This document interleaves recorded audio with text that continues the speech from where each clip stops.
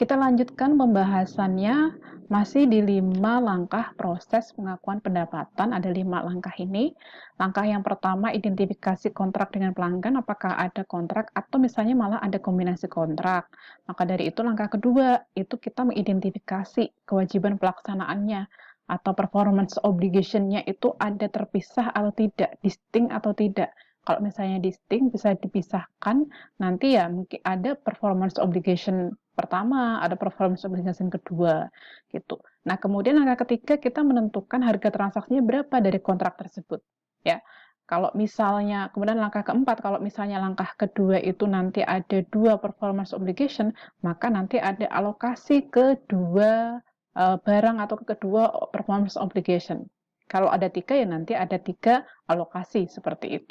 Baru kemudian langkah kelima, kalau misalnya entitas menyelesaikan kewajiban pelaksanaannya, maka nanti akan diakui sebagai pendapatan. Seperti itu overview-nya. Kita lanjutkan untuk memahami lebih jauh lagi terkait dengan 5 langkah tersebut, dan di sini kita akan menekankan pada step 1, yaitu mengidentifikasi kontrak dengan pelanggan. Asumsinya ada pelanggan namanya Tyler. Dia memesan secangkir kopi dengan harga $3 dari Bean. Bean itu baristanya. Kemudian di sini Tyler memberikan $3 tersebut kepada barista. Barista tersebut mempersiapkan kopi, menuangkan ke dalam cangkir, kemudian memberikan kepada Tyler. Pertanyaannya, berapa revenue yang akan diakui oleh Bean gitu ya. Jadi di sini sudah ada pertukaran seperti ini. Nah, step 1 itu penekanannya ada di kontrak ya, kontrak itu. Nah, kalau kita lihat dari asumsi tadi sudah ada kontrak ya, karena di sini sudah ada pertukaran juga gitu, apalagi di sini ada pertukaran gitu ya. Nah, itu ada kontrak. Namun kita lihat lagi berdasarkan PSAK atau standar kontrak itu meliputi apa sih? Yang dikatakan kontrak valid itu seperti apa sih? Jadi ada 5 hal. Yang pertama, semua pihak itu menyetujui. Jadi kalau misalnya salah satu aja ya nggak jadi gitu ya. Kalau Taylor misalnya pengen membeli tapi Bin nggak ada stok ya kan nggak jadi gitu kontraknya. Nah di sini Taylor itu menyetujui untuk membeli kopi, sedangkan Bin setuju untuk menjual. Jadilah kontrak atau persetujuan kontrak. Yang kedua ada hak setiap pihak ya, itu bisa diidentifikasi. Misalnya pelanggan Taylor tadi berhak untuk kopi dan Bin berhak menerima uang. Ketiga, ketentuan pembayarannya itu bisa diidentifikasi secara jelas, baik jumlah maupun jangka waktunya. Kalau di sini misalnya jumlahnya berapa? 3. Kalau misalnya dalam contoh ini langsung ya, artinya nggak ada jangka waktu misalnya tertentu besok tuh nggak langsung gitu kalau dalam contoh ini. Yang keempat, ada commercial substance di dalam kontrak tersebut. Apa sih commercial substance itu? Commercial substance itu adalah resiko, waktu, atau jumlah arus kas masa depan entitas yang bisa diperkirakan karena akibat dari adanya kontrak. Nah, di sini kalau kita lihat dari contoh, Taylor itu kan memberikan uang tunai untuk kopi. Berarti di situ akan ada jumlah arus kas yang berubah dari PIN gitu. Berikutnya kelima, kemungkinan besar atau kita sebut sebagai probable. PIN itu bisa menagih imbalan atas kopi yang diberikan, atas barang yang diberikan gitu. Jadi ada 5 tahap atau bukan 5 tahap ya, 5 hal yang dianggap bahwa kontrak itu valid satu dengan yang lain. Nah, kalau dari contoh ini sudah valid ya, memenuhi kelima hal ini, maka step 1 clear, yaitu ada kontrak satu sama lain. Gitu. Kemudian step kedua itu apakah ada performance obligation yang lain, 1 atau 2 atau berapa? Kalau dilihat dari contoh hanya menyediakan kopi, tidak ada performance obligation yang lain, berarti hanya 1 kewajiban pelaksanaan. Yang ketiga adalah terkait dengan harga. Harganya tadi sudah sepakati bahwa harganya sebesar $3, itu adalah harga transaksinya. Keempat, karena yang kedua ini tidak ada performance obligation yang lain, maka keempat ini tidak diperlukan, yaitu artinya apa? Tidak ada alokasi, ya, tidak ada alokasi. Kelima, yaitu mengakui apakah sudah berhak diakui sebagai pendapatan atau enggak. Ketika kopi tersebut sudah beralih kepemilikan, sudah beralih kontrol kepada pelanggan atau kepada Tyler, ya. Tyler itu mempunyai kendali penuh atas kopi itu, mau misalnya kopi itu misalnya mau diminum sekarang atau diminum nanti, atau misalnya kopi itu tumpah nggak jadi diminum, yaitu sudah dalam penguasaan si Tyler gitu. Kalau misalnya udah diambil kemudian tumpah, dia nggak boleh misalnya minta lagi, itu kan nggak boleh, nggak ada hak. Nah, saat itu maka performance obligation-nya is satisfied, sudah dilaksanakan, maka berhak untuk diakui sebagai pendapatan, yaitu sebesar $3. Itu contohnya. Kemudian contoh berikutnya itu menekankan kepada step kedua. Step 2 itu adalah terkait dengan identifikasi performance obligation. Apakah ada satu ataukah dua, ya.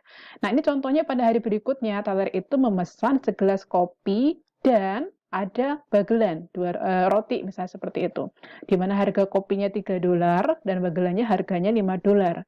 Atas pembelian dua barang tersebut, Tyler kemudian membayar $8. Itu contoh kasusnya. Nah, sekarang kita lihat berdasarkan 5 tahap. Kalau untuk tahap yang pertama, sudah clear ya, sudah ada kontrak yang valid satu sama yang lain, sudah memenuhi 5 kondisi. Oke, sudah memenuhi 5 kondisi. Nah, kemudian kita lihat untuk yang step kedua, yaitu kita mengidentifikasi performance obligation-nya atau kewajiban pelaksanaannya. Di dalam penjualan tersebut, ya ternyata memang dilakukan terpisah sebetulnya itu, cuman barengan aja ngasihinnya kan, yaitu ada kopi dan ada bagelan gitu. Nah, jadi ada dua ya, ada beberapa kewajiban pelaksanaan, ya ada dua dalam hal ini ya. Nah, beberapa kewajiban pelaksanaan muncul ketika dua kondisi berikut terpenuhi. Ini kata si standar seperti itu. Apa dua kondisi itu? Ya, di sini BIN itu harus menyerahkan produk atau jasa yang berbeda. Bisa dibedakan nggak? Bisa. Orang beli kopi sendiri juga bisa, beli bagelan sendiri juga bisa. Itu bisa dibedakan, ya. Kemudian kedua, produk dari BIN itu berbeda dalam suatu kontrak, ya. Ini berbeda. Jika kewajiban pelaksanaan obligation-nya itu dikatakan berbeda jika kewajiban pelaksanaannya itu adalah tidak ada ketergantungan satu sama lain. Kemudian tidak ada saling terkait, ya, saling terkait dengan apa? Janji-janji yang lain di dalam suatu kontrak gitu. Maka kalau seperti itu kewajiban pelaksanaannya itu dipertanggungjawabkan secara terpisah. Seperti ini tadi, ya. Menjual kopi dan bagelan. Kalau misalnya orang mau beli kopi aja kan nggak harus beli bagelan, bisa gitu. Atau kebalikannya, orang mau beli bagelan aja nggak beli kopi juga bisa. Nah, itu nggak ada keterkaitan, nggak ada ketergantungan gitu ya. Dan diserahkannya itu bisa berbeda. Misalnya kopinya perlu dibuatkan, bagelannya udah ada, bagelannya dikasih duluan misalnya kan, kemudian kopi belakangan kan, bisa seperti itu juga gitu ya. Itu untuk penekanan yang kedua, sehingga di sini kalau kita lihat ada dua performance obligation atau ada dua kewajiban pelaksanaan gitu. Lanjut yang ketiga, harganya sudah ditentukan tadi, ya ada dua barang di mana harganya itu kopinya $3, kemudian bagelannya $5, maka harganya $8. Step yang keempat, karena mempunyai dua performance obligation dan ternyata harganya kan dipisah ya. Misalnya nggak satu banding, nggak misalnya katakanlah misalnya, oh ini paket misalnya kayak misalnya kita beli apa ya, beli di di KFC gitu ya. Misalnya di situ ada nasi, ada misalnya cola, kemudian ada ayam tuh secara misalnya disajikan secara bukan terpisah gitu ya, misalnya langsung paket. Nah, itu harus dialokasikan. Tapi kalau di sini itu harganya terpisah, ya nggak usah ada alokasi, udah jelas bahwa kopi harganya $3, bagelan harganya $5 gitu. Ketika barista tadi sudah menyelesaikan atau sudah memberikan barangnya, sudah memberikan kopi dan bagelan kepada Tyler, maka saat itulah kontrol sudah ada di pelanggan dan saat itulah Beans mengakui sebagai pendapatan. Berapa pendapatannya? $8, yang merupakan $3 kopi, $5 adalah bagelan. Seperti itu. Kita lanjut. Berikutnya adalah menekankan pada step 3 ya. Step 3 itu terkait dengan penentuan harga. Di sini misalnya untuk menstimulasi penjualan, jadi BIN itu menawarkan ada produk smoke jumper coffee beans ya pada hari Selasa, karena misalnya hari Selasa itu yang datang sedikit gitu ya, maka dia kasih Diskon di sini contohnya, harusnya harganya kan $10. Maka ketika hari Selasa itu harganya jadi dipotong $1 jadi $9. Nah, kalau kita lihat terkait dengan harga, step 1 udah oke lah ya. Step 2 sudah oke, dia hanya punya satu performance obligation. Step yang ketiga, berapa yang akan diakui? Karena tadi ada diskon, maka harus dikurangi dengan harga diskon. Berapa pengakuannya? Di sini berarti harganya bukan 10, tapi 9, karena sudah didiskon ketika hari Selasa tadi. Step keempat, karena hanya satu kemasan, maka tidak ada yang alokasi untuk ke masing-masing performance obligation gitu. Baru step kelima, karena sudah diselesaikan kewajibannya, ini kewajiban satu ya, satu aja, kewajibannya sudah diserahkan, kewajiban sudah dilaksanakan, kontrol produk sudah diserahkan kepada pelanggan, maka saat itu nanti akan mengakui sebagai pendapatan sebesar berapa? 9, bukan 10 gitu. Ini masih contoh simpel untuk transaction price, nanti ya contoh yang lebih kompleks mungkin di berikutnya. Yang berikutnya kita tekankan step keempat ya, yaitu terkait dengan alokasi ya, alokasi harga. Nah, ketika mengalokasikan harga, misalnya ada beberapa kewajiban pelaksanaan, kayak misalnya kita menjual apa tadi itu, misalnya mengirimkan pesawat, kemudian ada biaya maintenance, berarti akan ada 2 performance obligation. Nah, bagaimana cara mengalokasikan harganya? Caranya ada dengan menggunakan relative standalone selling price, yaitu harga jual mandiri, harga jual sendiri relatif. Artinya kalau misalnya dijual sendirian itu harganya berapa? Itu basisnya menggunakan itu. Contoh ya, BIN itu menawarkan customer diskon $2 kalau misalnya membeli paketnya itu adalah kopi dan motor mocha BIN gitu. Di mana motor mocha itu harganya $12 dan kopinya $3. Ini kalau dijual terpisah kan $15 ya. Tapi kalau misalnya dia belinya barengan, maka pelanggan itu cukup membeli $13 karena ada di diskon gitu. Nah, kalau seperti itu, $13 untuk 2 performance obligation, maka bagaimana alokasinya? Ini yang akan kita bahas, oke? Ya, 1, 2, 3 step itu nggak perlu kita bahas ya. Tadi itu artinya di sini valid ada kontrak. Step yang kedua itu ada 2 performance obligation, di mana dia tidak ada keterkaitan dan tidak ada ketergantungan satu sama lain. Harganya 13, oke? Sekarang kita alokasikan. Bagaimana cara mengalokasikannya? Dengan menggunakan relative standalone selling price. Kalau menggunakan standalone selling price, BIN-nya itu harganya $12, kopinya 3. Jadi kalau mau dipresentasekan, BINs itu 80% dari bundling tersebut, sedangkan kopinya itu 20% dari harga bundling.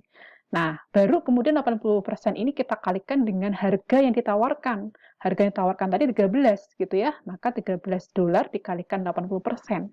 Harga untuk BIN yaitu 10,4 dan harga untuk kopinya 2,6 gitu.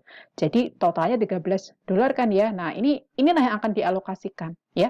10,4 untuk bag of motor mocha beans dan 2,6 untuk large cup of coffee. Nah, sudah diserahkan berarti sudah beralih ya, risiko kontrolnya, benefitnya sudah beralih ke pelanggan gitu. Nah, berarti sudah diakui, sudah berhak untuk diakui dengan harga, dengan pengakuan kopinya itu 2,6 dan motor mocha bean-nya 10,4. Nah, sekarang kita untuk yang kelima, step yang kelima ini ya, kapan sih dianggap sebagai performance obligation itu is satisfied gitu kan, memenuhi kewajiban pelaksanaan ketika Tyler itu mendapatkan hak pengendalian atas produk-produk tersebut ya. Dia bisa membawa pulang, dia bisa minum gitu kan, dia bisa kasih ke orang lain gitu. Indikatornya apa? Indikator bahwa pelanggan itu mendapatkan hak atas pengendalian. Yang pertama, BIN memiliki hak atas pembayaran kopi. Jadi ketika diserahkan kan dia berhak untuk mendapatkan imbalan dolarnya. Kemudian BIN telah mentransfer hak kepemilikan kopi tersebut ya. Kemudian ada transfer secara fisik, misalnya hak kepemilikan itu kan belum tentu fisik ya, dikasihlah misalnya kayak tanda gitu ya, nanti ngambil, nah itu. Kemudian fisiknya sudah diserahkan, kemudian apalagi mempunyai teller pelanggan itu menerima resiko dan manfaat. Nah, kemudian teller menerima aset yang dijual, selesai gitu.